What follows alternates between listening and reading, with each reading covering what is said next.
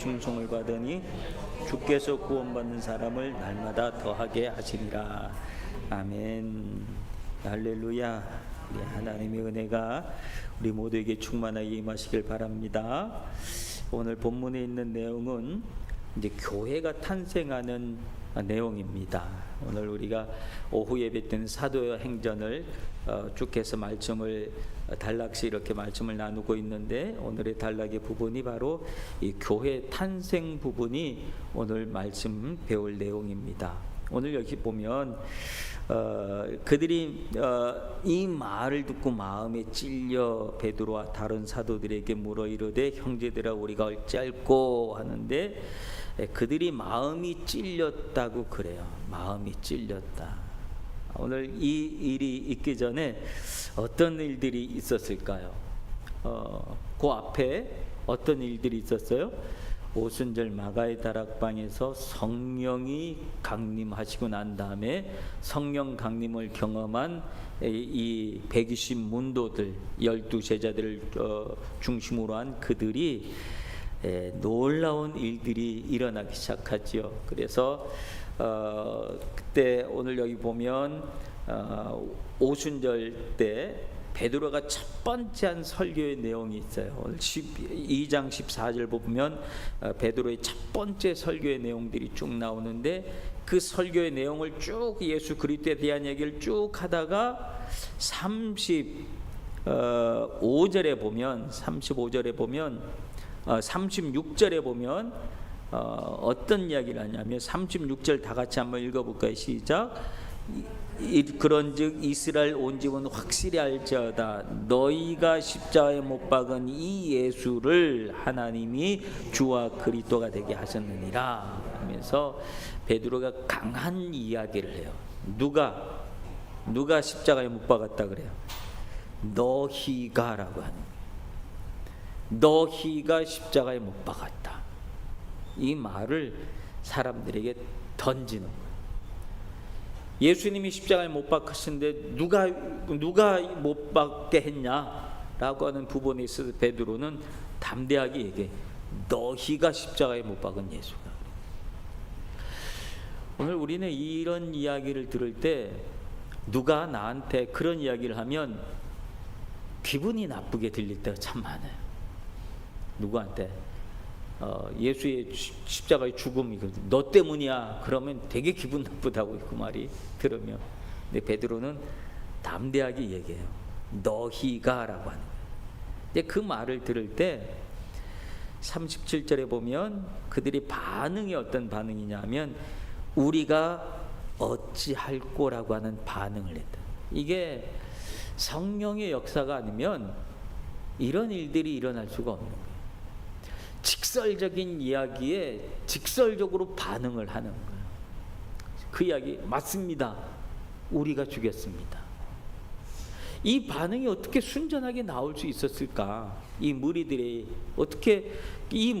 어떤 무리들이냐면 이 무리들이 곧 예수를 십자가에 못 박으라고 외쳤던 그 무리들이에요. 빌라도는 예수님을 놓아주려고 애를 썼어요. 그렇죠? 빌라도가 얼마나 애를 썼는지 알지요? 빌라도가 애를 썼음에도 불구하고 군중이 예수를 십자가에 못 박으라 막 외치니까 빌라도가 그 말 때문에 어쩔 수 없이 예수를 십자가에 못 박고, 그러고 난 다음에 자기는 거기서 발을 빼려고 그랬어요. 이건 너희들이 한 것이 내가 아닌 거다. 그리고 발을 빼려는 액션이 뭐였어요? 손을 닦는 거였거든요. 손을 막 닦고 난 다음 이건 내 잘못 아니야? 이건 내가 한 거 아니야? 너네들이야? 너네들이 그런 거야?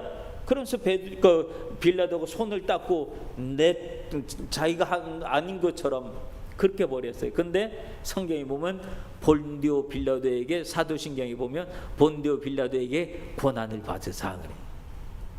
아무리 손을 빼려고 그래도 빌라도가 주역이 있다고 하는 거예요. 근데 거기서 너희가라고 하는 건 전부 다 예수를 십자가에 못 박으러 외쳤던 그 무리들이 사실은 이 무리들이에요. 근데 그때 예수를 십자가에 못 박으러 외쳤던 그 사람들이 오늘은 왜 이렇게 변했냐 말이에요. 마음이 찔려서 우리가 어찌할꼬, 우리가 어찌할꼬, 우리가 어떡하지, 야 우리가 왜 그렇게 했는지 몰라, 우리 이제 어떻게 하면 좋냐, 이제 그런 이야기로 그런 반응을 보여주는 거다. 이게 복음의 역사다라고. 오늘 본문에 있는 내용은 성령의 역사, 즉 복음의 역사의 내용이에요. 복음은 사실은, 참된 복음은 사람들의 발걸음을 바꾸게 만드는 게 복음이거든요. 근데 우리는 복음에 대해서 이야기를 하면서 가능한 상대방의 얼굴색이 바뀌지 않도록 전하려고 애를 써요. 상대방의 감정을 보면서 이야기를 해요. 저 사람이 얼굴색이 조금 달라졌다, 좀 싫은 기색을 했다 그러면 우리는 금방 말을 바꾸려고 그래. 유순하게 바꾸려고 그래요.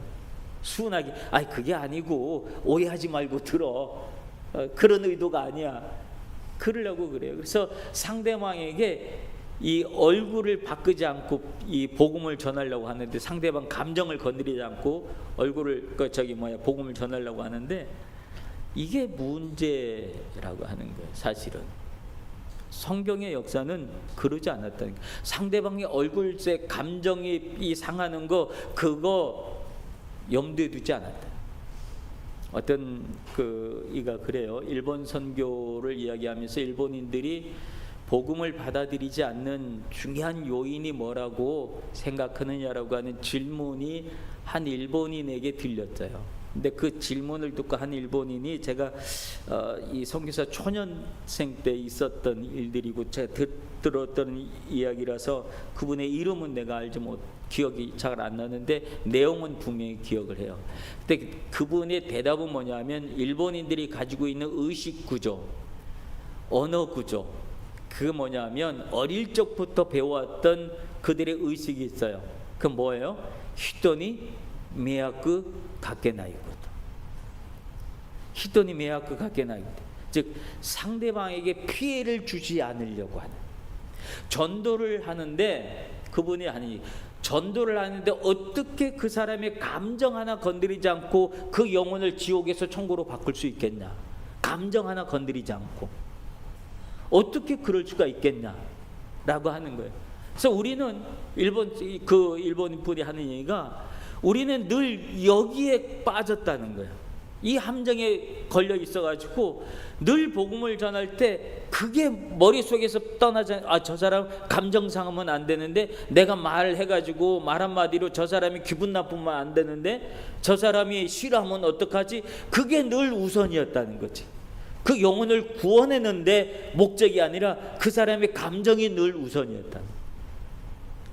그러니까 늘 얼굴색 하나 안 바뀌게 하면서 어떻게 그 영혼이 지옥에서 천국으로 바뀔 수 있겠느냐 라고 하는 대답을 하는 걸 보고, 그때 제가 선교사 초년생 때 들었던 이야기인데 굉장히 충격적으로 들었던 기억이 지금도 있어요. 여러분, 오늘 우리는 꼭 이거는 일본 사람들만 이야기가 아니라 한국 사람들도 마찬가지예요. 어떤 나라 사람들한테도 마찬가지예요. 우리는 늘 전도를 할 때 상대방의 기분, 상대방의 감정, 그게 늘 제일 중요했어요. 그래서 그 감정을 건드리지 않고 기분을 상하지 않고 복음을 전하려고 하지만, 오늘 성경의 역사를 보면, 교회 탄생의 이야기를 보면 그러지 않았다는 거예요. 직설적이었다는 거예요. 너희가 예수를 못 박았잖아. 너희가 예수님 십자가에 못 박았잖아. 너희 죄 때문이잖아. 네 죄 때문이잖아. 네가 그랬잖아. 분명하고 확실하게 던져주는 거예요. 그러니까 거기에 누가 역사했어요? 성령이 역사하신 거예요. 성령이 역사하시니까 그 말을 듣고 그들은 찔림이 되었다는 거예요. 마음이 찔림이 되어서 금방 나타낸 반응은 우리가 어찌할꼬라는 반응을 낸 거예요. 이게 회개의 역사가 시작돼요. 교회의 탄생은 회개를 통하지 않고서는 교회가 탄생하지 않아요. 한 사람이, 한 영혼이 거듭나는 데 있어서, 거듭나는 과정 속에서 회개 없이 이 영혼이 거듭날 수 있을까? 그건 있을 수가 없어요. 죄의 문제를 해결하지 않고 영혼의 우리가 구원을 얻을 수 있을까? 그건 있을 수가 없어요. 예수 그리스도의 십자가는 무엇을 해결하기 위함입니까? 죄의 문제를 해결하기 위함이거든요. 근데 우리는 죄의 문제를 건드리지 않고 복음을 전해서 그 사람이 예수를 믿고 그리고 변하길 바라지만, 죄의 문제가 건드려지지 않고서는 한 영혼이 거듭나는 일은 있을 수가 없다는 거예요. 반드시 죄의 문제는 건드려져야 될 문제고 해결해야 될 문제예요. 예수님이 십자가 사건은 바로 그 죄의 문제를 해결하기 위해서 예수님이 십자가에 못 박혀 돌아가신 것이지, 사람을 선하게 살기 위해서 예수님이 십자가에 못 박힌 게 아니잖아요. 우리가 착하고 온전하게 살아가게 하기 위해서 예수님 십자가에 못 박힌 게 아니잖아요. 예수님의 십자가 사건은 철저하게 죄의 문제 때문에 그렇다. 오늘 우리가 그리스도인으로 거듭나는 과정 속에 철저하게 반드시 중요한 부분은 죄의 문제를 해결하고 나가야 돼. 죄의 문제 해결하기 위한 방법은 뭐예요? 회개밖에 없다.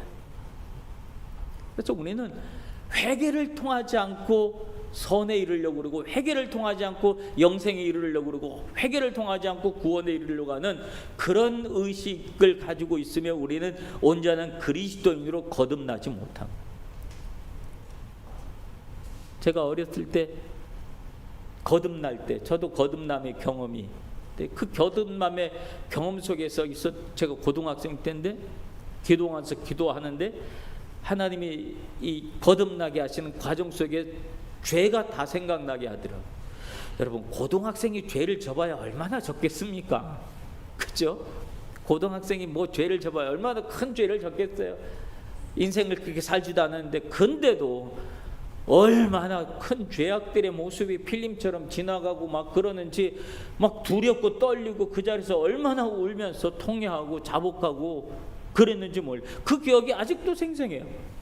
아직도 생생해요. 누구든지 그 기억을, 그 일을 통과하지 않고는 그리스도인이 될 수가 없는 거예요. 만약에 우리 안에 혹시 그 경험이 없다면 반드시 그 경험을 하기를 바래요. 통과하길 바래요. 그 시점이 우리가 거듭나는 시점이 되고 그 기점이 될 거예요. 분기점. 내 인생의, 내 삶의 분기점은 거기서 일어나요. 오늘 오순절 마가의 다락방에서 일어났던 성령의 역사, 그 성령의 역사로 그들은 거듭나고, 그리고 난 다음에 교회 탄생할 때에 일어났던 가장 중요한 핵심적인 사건이 우리가 어찌할 거라고 하는 거예요. 우리가 어찌할. 그러니까 우리 안에 애통함이 있어야 돼요.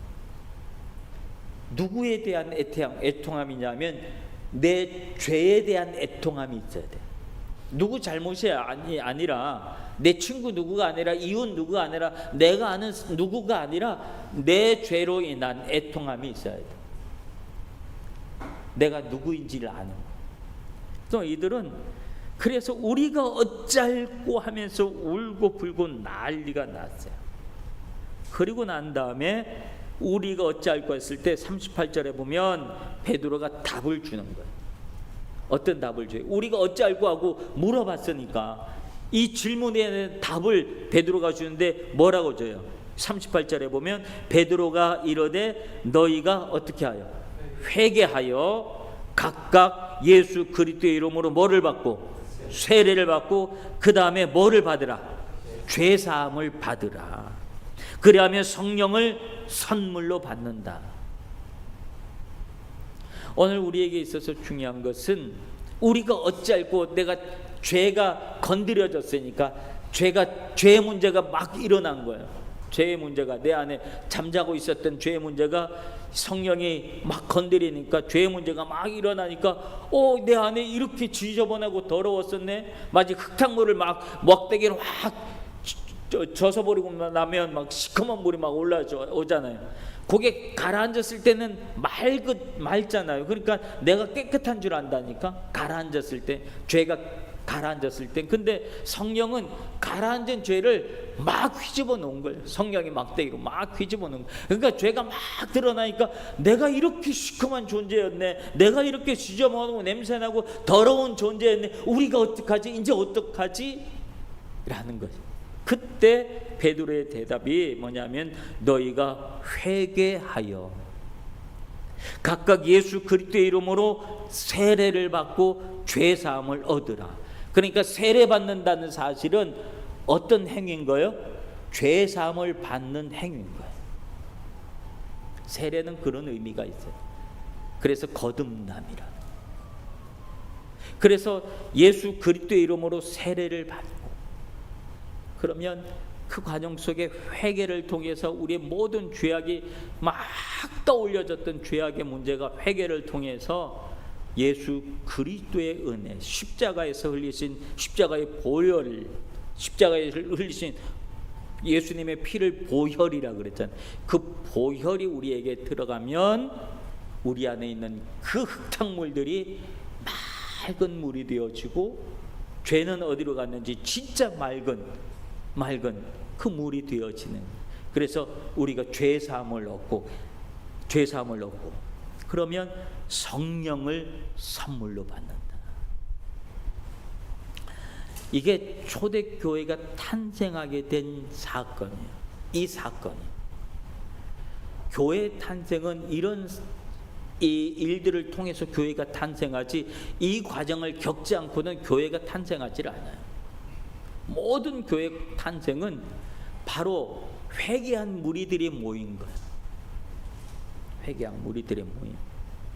그리고 우리가 그리스도의 이름으로 세례를 받을 때 죄사함을 얻고 성령을 선물로 받는다. 네, 그랬더니 어떤 역사가 일어났냐? 39절에 보면 그 어떤 역사가 일어나요? 이 약속은 너희와 너희의 자녀와 모든 먼데 있는 사람 곧 주 우리 하나님이, 그 다음에 뭐라 그래요? 얼마든지 부르시는 자들에게 하신 것이라. 주님은 얼마든지 부르는, 이 얼마든지 안에 누가 들어갈까요? 그 얼마든지 안에 지금까지 지금 여기 모이는 이들은 주로 누구들이냐면 이방인권들이 아니라 유대인들이 모여 있었던 공동체였는데, 이 유대인의 공동체에서 얼마든지는 유대인을 넘어서 이방인을 향하여 하나님의 부르심. 그래서 사도 바울은 누구를 위한 전도자로 하나님이 부르셨어요? 이방인을 위한 전도자로 부르셨거든. 그래서 지금까지는 유대인 중심의 사고였어요. 우리들끼리만이야, 우리만 선민, 즉 선택받은 백성들이다라고 하는 의식을 가지고 있었는데, 이 사건 이후로 얼마든지 하나님이 부르시는, 그 안에 수많은 민족들이 그 안에 다 들어가는, 그 수많은 민족 안에 우리가 포함되어 있는. 나는 아까 우리 형제들하고도 얘기했지만 우리 교회, 우리 후나바시 교회 공동체가 너무 좋아요.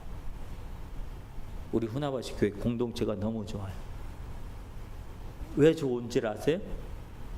우리 안에는 얼마든지 부르신 사람들이 여기 안에 다 있거든.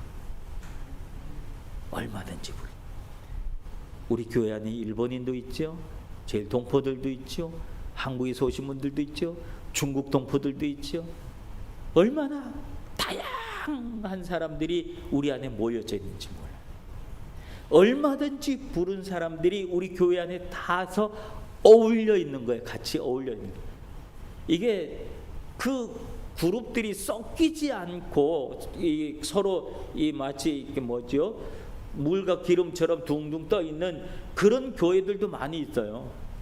어느 교회 가서 보면 이게 서로 다른 공동체들이 서로 섞이지 못하고 서로끼리만 모여 있는 그런 부분들이 많은데, 우리 교회는 안 그래요. 그죠? 우리 교회는 서로 다 섞여 있어요.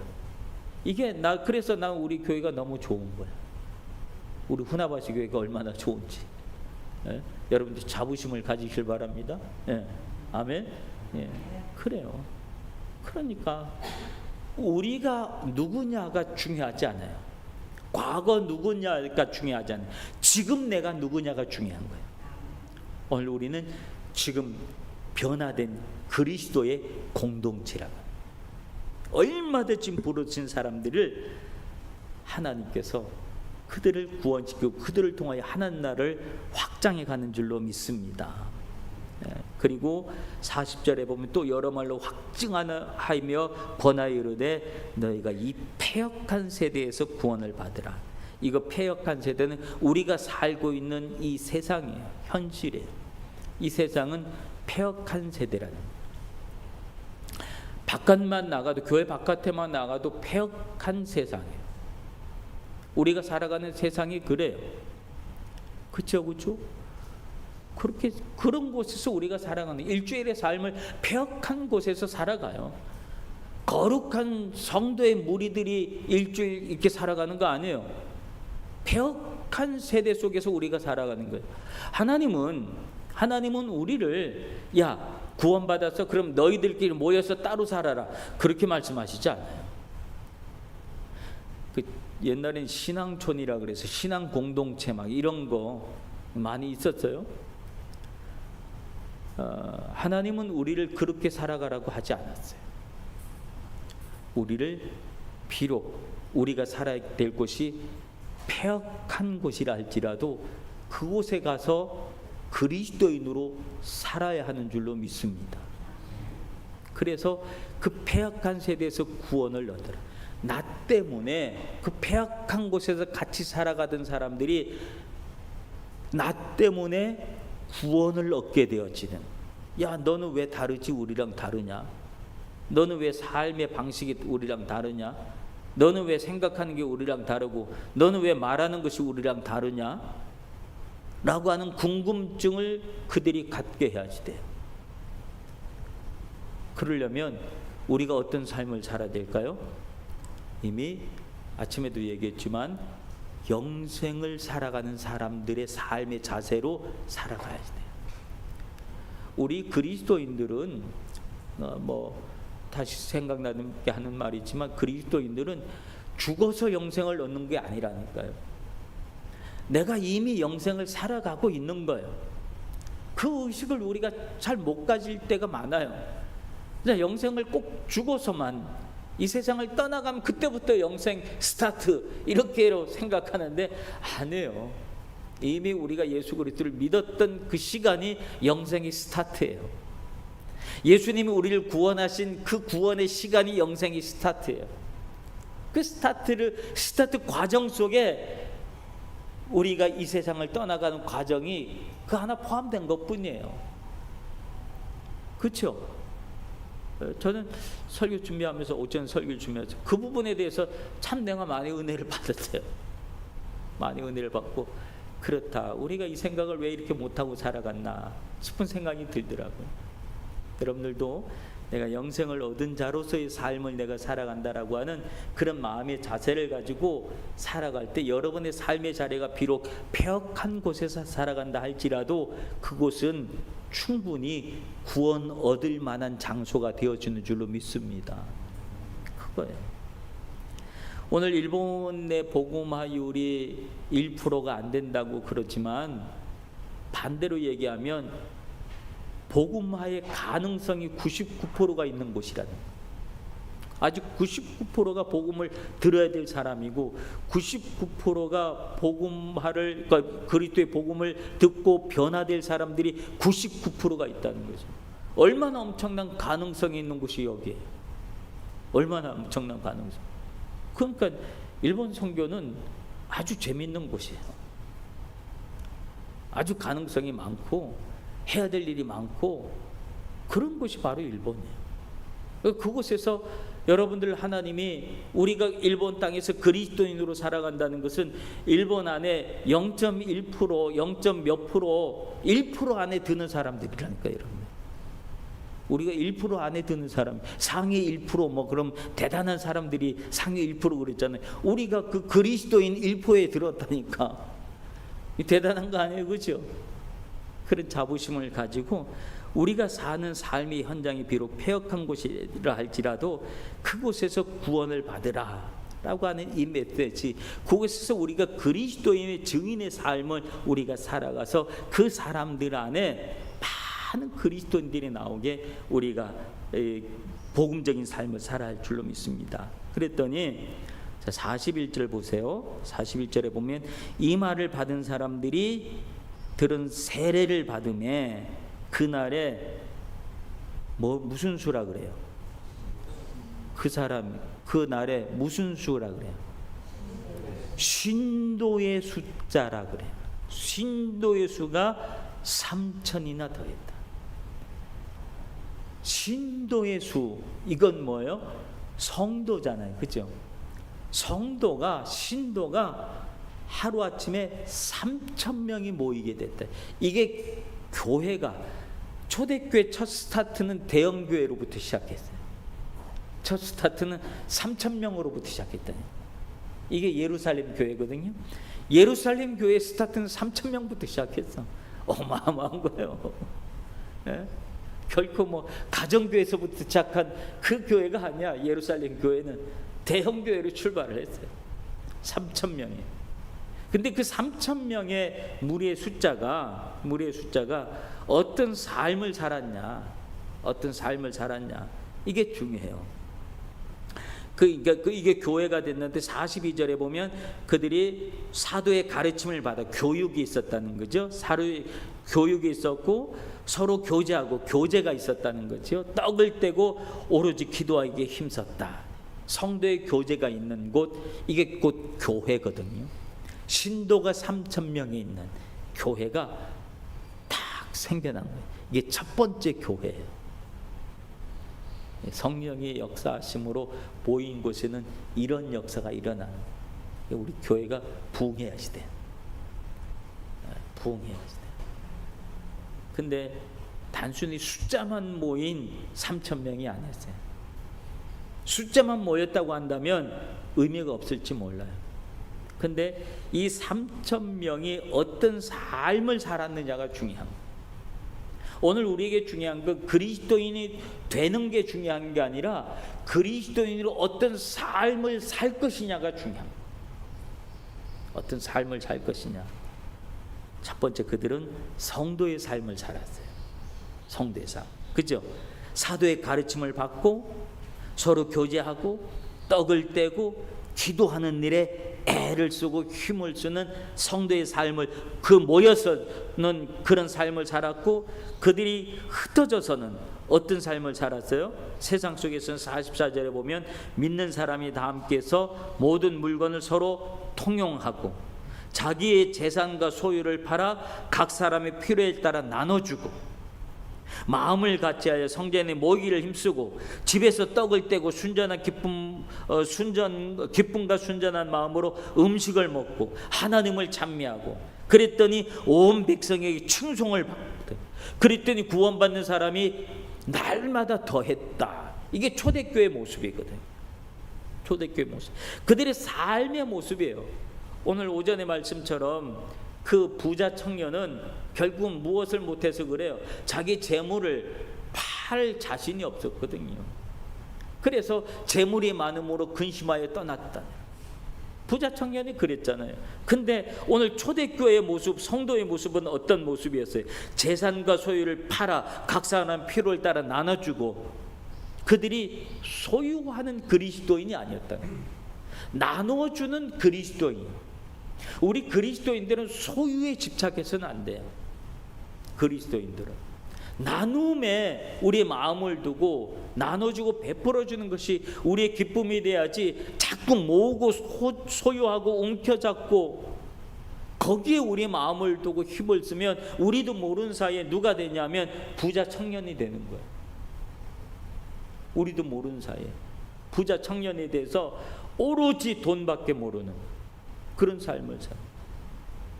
요즘 청년들이 보면 고생하고 땀 흘리는 청년들도 많지만 땀 흘리지 않고 쉽게 돈 벌려고 하는 청년들도 한국 사회 뭐 한국 사회뿐만 아니에요.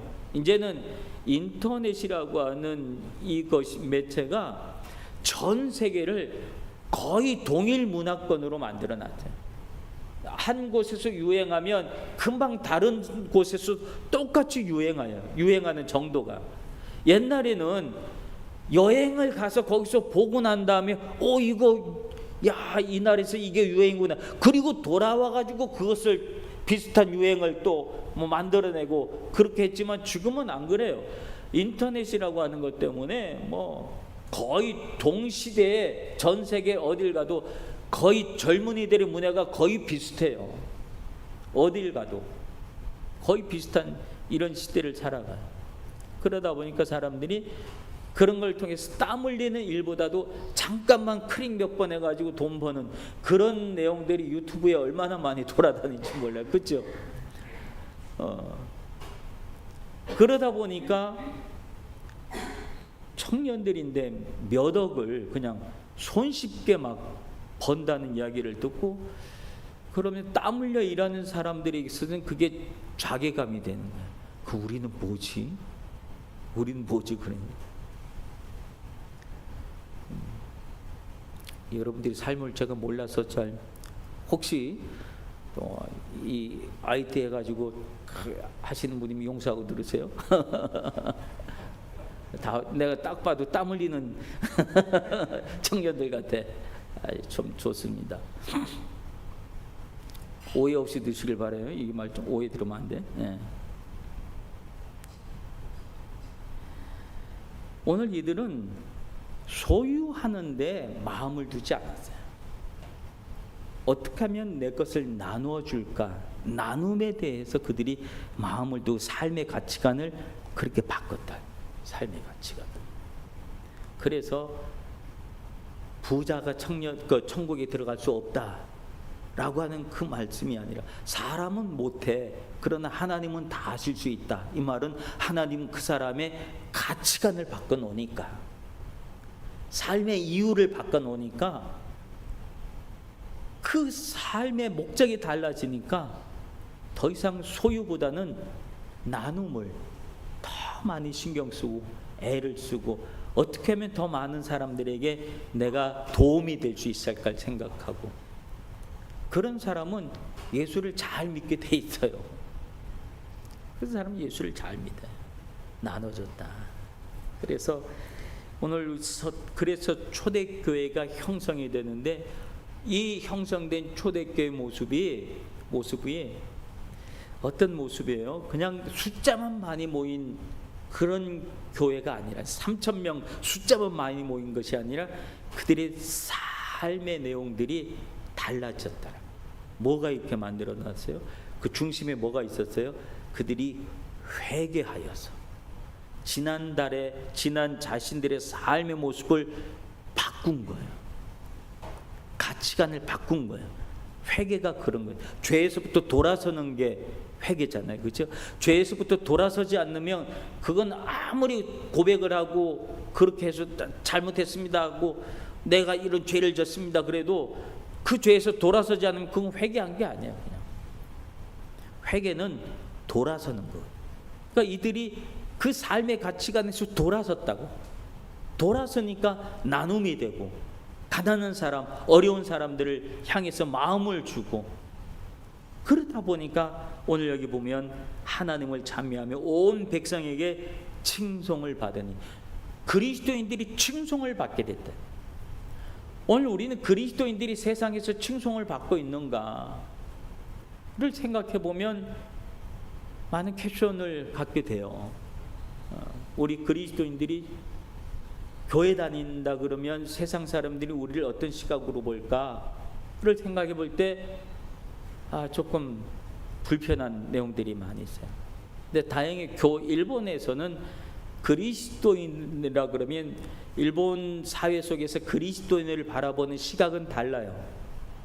굉장히 어떤 모습으로 보냐면 하이 레벨로 보는 경향들이 많아요. 그리스도인, 크리스찬이다 그러면, 그리스도인이라 안 그래. 크리스찬 그러면 일본 사회 속에서는 저 사람 크리스찬이라 그러면 일단 믿을 수 있는 사람, 신용할 수 있는 사람, 내 시선이 그래요. 시각이 그렇고 인정해 주려고 그러고, 저 사람 그리스도냐, 그러면 그 사람 믿어도 돼. 거짓말하지 않아. 이런 의식이 일본 안에서는 아직 있어요. 그 말은 무슨 말일까요? 비록 1%도 안 되는 성도들이 모임이지만 그 모임이, 그 1%도 안 되는 성도들의 삶의 모습이 세상 속에서 인정받는 삶을 산다라고 하는. 네, 한국에서는 그렇지 못할 때가 참 많아요. 그게 이제 우리의 아픔이고 그래요. 우리 또 지난 몇 달 동안에 전에는 그 중국에서 오신 우리 선교사님들이 와서 중국 얘기를 많이 해주셨는데, 그들이 변화되고 난 다음에 그들이 삶을 살아가는 삶의 이야기를 참 많이 해줘서, 야, 참 중국 교회가 굉장히 변하고 있구나 라고 하는 그런 생각을 많이 하고, 결국은 이 중국 사회 속에서도 그리스도인들로 인하여 중국 사회가 굉장히 많이 변할 것이라고 하는 그런 기대감을 갖기도 해요. 우리가 살아가는 삶의 환경들 속에서 그리스도인들은 빛과 소금의 역할을 하면서 살아가야 돼요. 그 역할을 해나갈 때 우리는 하나님을 찬미하며 또 온 백성에게 충성을 받으니 이 부분을 받을 수가 있는 거예요. 사람들이 인정해 주지 않으면 내가 아직 고쳐야 될 부분이 많이 있구나, 많은 부족함이 있구나 라고 하는 사실을 생각하시고, 그래서 칭송을 받았기 때문에 주께서 구원받는 사람은 날마다 더하게 하실 수 있었다. 변화된 사람의 모습이 이렇기 때문에 그 모델이 돼서 나도 저렇게 돼야지 라고 하는 동기유발이 됐다. 그래서 더하게 하셨다. 오늘 우리가 이게 초대교회 예루살렘 교회의 모습인데, 이걸 모델로 삼아서 하나님은 우리 안에서도 분명히 이런 회개 역사가 일어나게 하옵소서. 이걸 반드시 통과해야 돼요. 이걸 통과하고 난 다음에 그 다음에 성령이 우리에게 선물로 주신 그 은혜로 우리의 삶은 풍부한 믿음의 삶을 살아가게 될 줄로 믿습니다. 오늘 이 시간에 주의 말씀을 기억하시면서 우리 함께